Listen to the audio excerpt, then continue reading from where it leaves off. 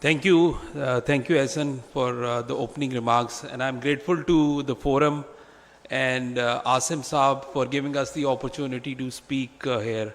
So, had a first interaction with Asim Saab back in 2018, where he visited Thar, and we made a visit to the first Thar coal mine of the indigenous coal. So, essence, I'll take a cue from what Esan has said. Sustainability and indigenization. So I see, for a country like Pakistan, sustainability is like sticking your neck out. So you have to have a look at where the world is going towards and what are the initiatives that we need to look at in order to get, the max out of it, and also in order to sort of avoid the penalties which are going to come in the future. And indigenization is like keeping your feet on the ground. That's as important as keeping your feet on the ground. And indigenization of the local resources, as Hassan has already talked about. So we've been dealing with this waste for the past 2 years, and I'll share with you the journey of Engro energy that we've been through, and we have seen the entire supply chain, not only in the province of Sindh, but also in Lahore. And we have looked at various different options that are available out there. And as an organization, Engro, we are always looking at solving the pressing issues of our time, but that too in the most efficient manner. And there are a number of options available to get rid of the problem of waste disposal. But we need to look at what is the most sustainable way and what is the most efficient way to do that. And we'll have a discussion on that. So we'll talk about the problem statement. Obviously, the waste disposal is a problem which is there for the governments, and government of Sindh is primarily the problem owner in the province of Sindh, who actually wants this problem to be resolved. And then we look at the waste management landscape, different solutions, and the solution that we are proposing, and the potential market, and we'll also have a global perspective, what is actually being done in this regard. So as Ehsan Saab has already talked about, so we are the 6th, most populated country in the world, and generating roughly 30 million tons of waste on an annual basis, and our per capita generation is 0.4 kg per person per day. And this varies from sort of villages to the normal cities to the metropolitan cities. So as you go to metropolitan cities like Karachi, Lahore, these averages are even close to 0.55 and 0.6 versus a global, globally the average is 0.74 kg. So the disposal of this waste is a great challenge that we are facing. And not only that, once this waste ends up at the landfill site, it stays there. One is the problem that we are getting short of the spaces, that where do we dump this waste to. And the second thing is, once it is lying over there, after certain chemical reactions and processes, it starts emitting greenhouse gases. And greenhouse gases are, as you would know, they have a much higher carbon impact on the environment, even versus carbon dioxide. And then other problems of leaching and all that, which also contaminates the underground water. And so that's a problem. And it also results in various diseases. And there is, one of the resources from Al Jazeera report, they've been talking about that most of these children are facing difficulties and diseases because of waste problems, one way or the other.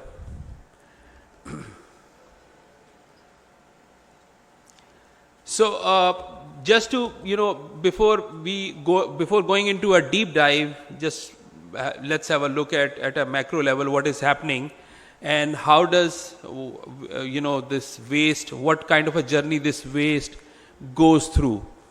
So taking an example of the city of Karachi where we are living, we are talking about a waste generation of roughly from 14,000 to 18,000 tons in a day. And that's roughly 15 to 20% of the total waste generated in the country. So it starts with the waste generation site, which could be any, even a household, a restaurant, or any place.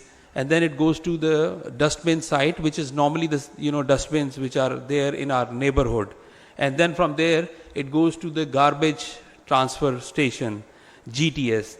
There are roughly 6 GTS in Karachi. And from there, it has to go to the landfill site, which is the ultimate destination of this waste. And at the moment, we have just 2, landfill sites, and Government of Sindh is considering another space for this part, because there is a limitation on the space as well. And during that journey, roughly 40% of the waste is disappearing. And where is it going? It is, lying over there in the streets and roads, not even getting to the landfill site. And there are many stakeholders of this waste, because when we started looking at this waste, we found out that perhaps the technology part of utilizing this waste is easier, but the stakeholder management and getting hold of the supply chain is a difficult part in the city of Karachi. And that's because there are a number of visible and invisible stakeholders involved into it. So when you talk about Lahore, you've got 6,000 tons per day of garbage that is available. So there is what we are looking at is even in Karachi, 14 to 18,000 tons. That's huge. And the problem of waste disposal, the problem of emission of greenhouse gases, the problem of water contamination, and the problem of diseases to our children.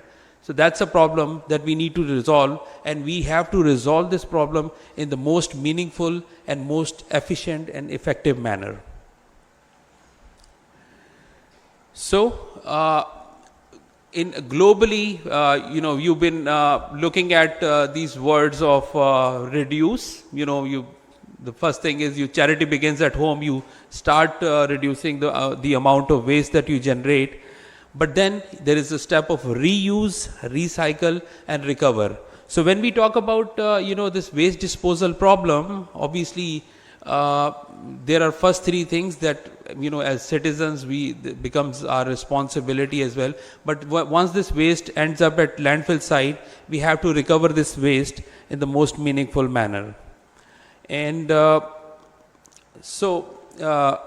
if you look at the waste is basically energy. It is the form of energy. You have high heating value components. You've got organic material into the waste. You got plastics. You've got paper and flammable material, polythene bags, moisture, dirt. And what we see is when you talk about converting this waste into energy, it really brings in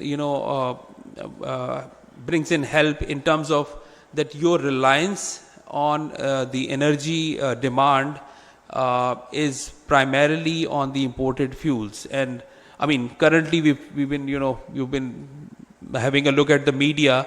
The problem that the current government is facing is obviously because of the super cycle of commodities. The prices of energy in terms of imported coal and LNG, they have gone to a level whereby we are not able to import the LNG and fuel to meet our energy requirements. So as we move on now, when you talk about waste, the most commonly used term is waste to energy. And when somebody is telling you that we are doing a waste to energy project, you automatically think that the probably waste will come and somehow the other we'll convert into the power and we'll do power generation out of the waste. However, what we have seen looking at the capex and opex numbers involved, that the power generation model is running in many countries across the globe. However, in order to have a sustainable power generation operation through the waste, you need to have that tipping fee involved, whereby the governments actually provide that subsidy or a tipping fee to the power generator, because what you are doing at this point in time, you are trying to resolve a problem of waste disposal for the government. And for that, because they end up spending, saving some expense of government on the because of the waste disposal, government normally gives a tipping fee. And once this tipping fee is there, then you can see this power generation model running effectively. Let's talk about if there is no tipping fee. You're talking about power generation unit of 10 to 12 cents per kilowatt hour for electricity. Now, yes, we are resolving a problem of waste, but electricity that we are producing, we know in the era of renewable energy and all that, whereby you're getting 2 to 3 cents per kilowatt hour on a solar from solar and 4 to 5 and 6 cents from wind. This is not going to be a sustainable model, in our opinion. That's what we have studied. And in order to continue this, government will have to either introduce some subsidy into it or a tipping fee model. Otherwise, so Engro, when we were looking at it, we always look for a model which should be sustainable, self-sustainable. At least, maybe in the next 2, 3, 4 years, you might have some assistance from the government, but in the long run, you should be able to stand on your own feet to, take it forward. And then from there, we looked at other options, and we found out that the most optimum and effective, efficient way that you can use this waste is to convert into the fuels. And those fuels should go and substitute other fuels which are being imported by the country.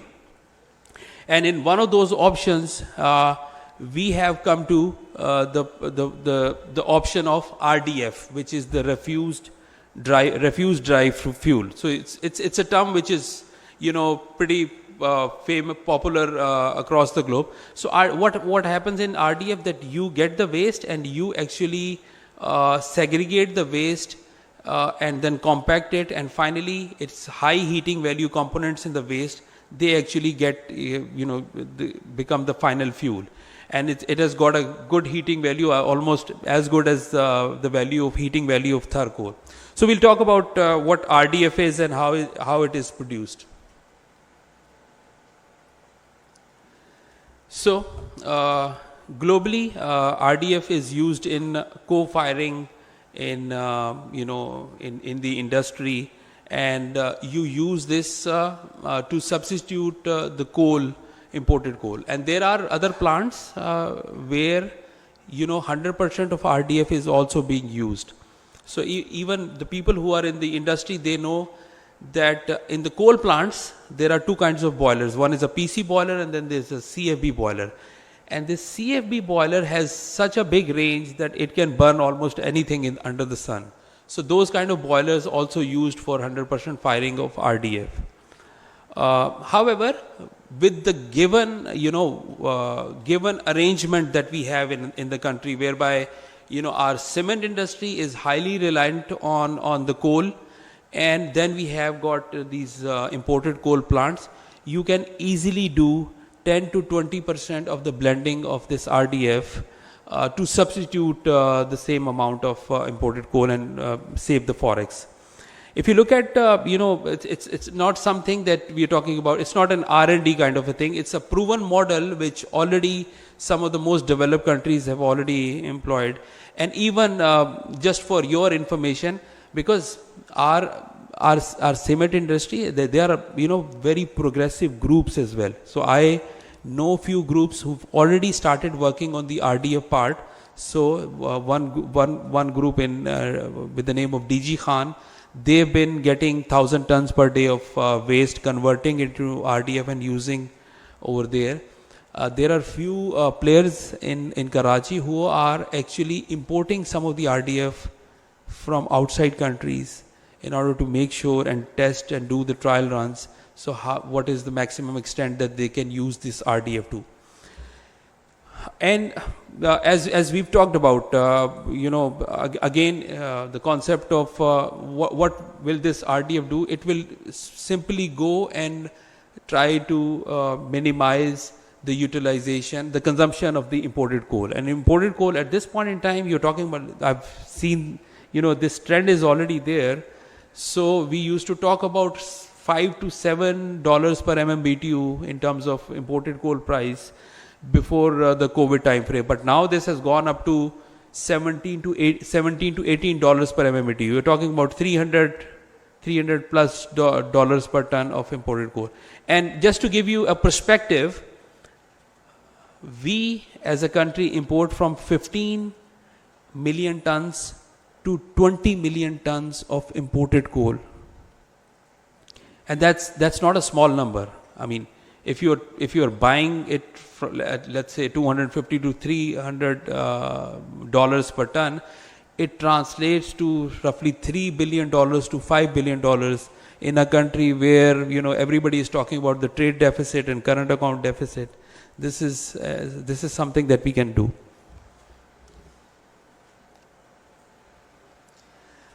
Now, just to give you an idea, what is RDF? It's a proven technology, and it's not a very complicated process. The only thing that you need to do is you bring in waste, and then you do some unit operation on that. Some of the mechanical engineers would be knowing screening, segregation, just making sure that we have this the components which can be burnt or combusted can be segregated from the metals, glass, and dirt and dust and moisture and everything. And then you do the shredding, and then finally you do the compaction. And here you can see the final shape of this RDF. It's like a pallet which is there, and it's roughly in terms of volume, it is 1/10 of the volume where it started from. And in terms of tonnage, when you talk about, let's say, 1,000 tons of waste, you can get 250 to 300 tons of RDF out of it. So here is a small video. I would request if you can, so this is a plant in Italy which is already doing this.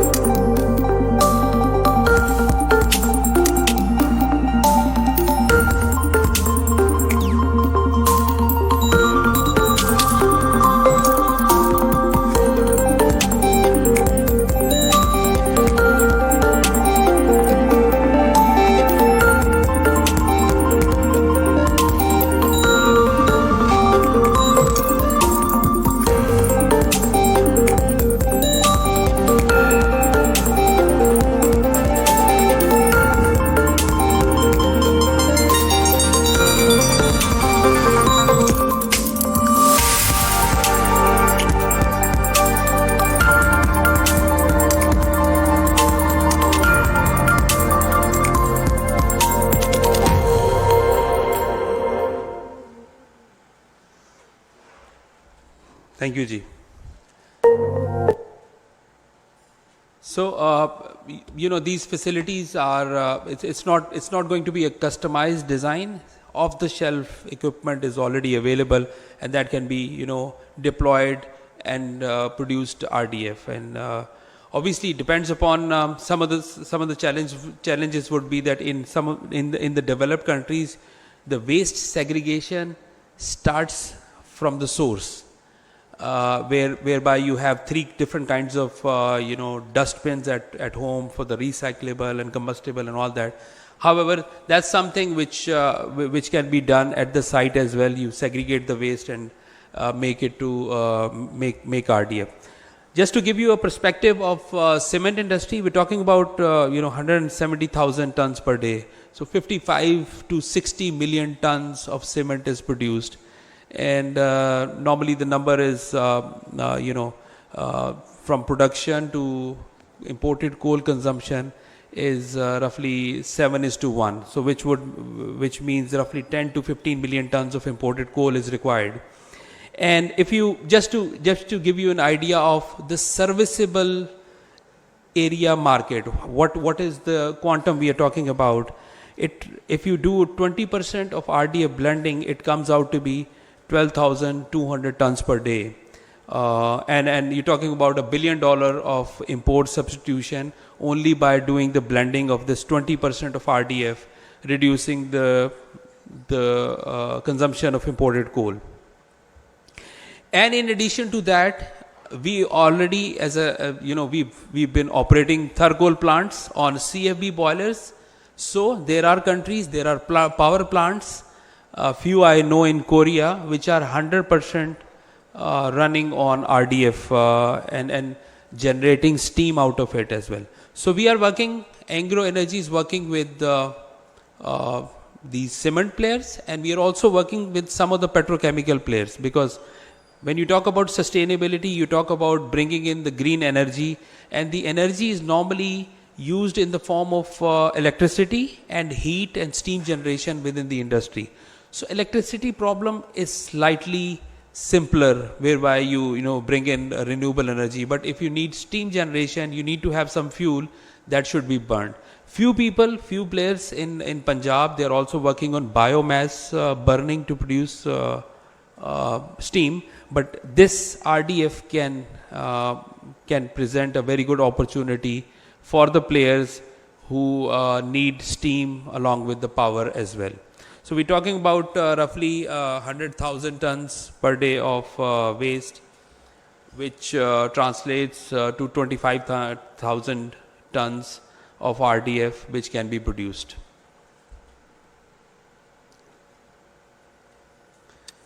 So we've been engaging with the relevant stakeholders since 2018-2019 with SSWMB, with Energy Department, Government of Sindh, even in Lahore with LWMC, and and we've conducted multiple visits to understand the entire value chain of this. We are already working with both SSWMB and LWMC to get the allocation of the waste so that we can initiate the feasibility studies. So there is one part which is, which we need to understand, that once you are doing the feasibility, you need to look at the entire year cycle, because in the month of Ramadan, you're getting a different kind of waste. As you talk about Eid al-Azha, you have a different kind of waste available. So you need to base your feasibility on the 12 years intake of the waste that is coming in. So that's what the proposition is, and we believe that the problem of waste is for everybody. It's government's problem, it's our problem, it's the entire populace problem. While we are resolving this problem, we should be resolving it in the most effective and efficient manner. It should be, there has to be a solution which should be standing on its own feet. And the government should not be, government should make it independent, that, okay, we've given you the incentive at the first place and now you are on your own. And that kind of a solution comes in the form of when we use this waste to RDF proposition. So that was my presentation. Thank you very much.